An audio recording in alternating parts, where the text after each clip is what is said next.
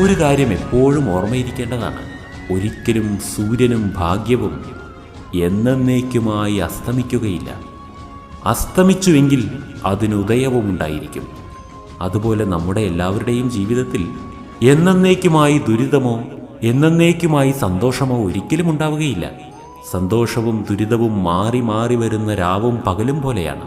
സന്തോഷത്തിൻ്റെ സമയങ്ങളിൽ നമ്മൾ മതിമറന്നു പോകാതിരിക്കുകയും അതുപോലെ തന്നെ സംഘർഷങ്ങളുടെ കാലഘട്ടം വരുമ്പോൾ പ്രതീക്ഷ നശിക്കുകയും പ്രയത്നം ചെയ്യാതിരിക്കുകയും ചെയ്യുമ്പോഴാണ് ജീവിതം കൂടുതൽ ദുരിതപൂർണമാകുന്നത്.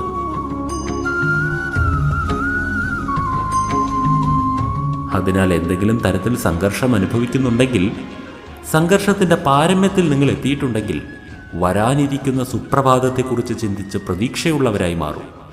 പ്രയത്നം ആരംഭിക്കൂ. നിങ്ങൾ സഫലത പ്രാപിക്കുക തന്നെ ചെയ്യും. ചിന്തനം ചെയ്തു നോക്കൂ.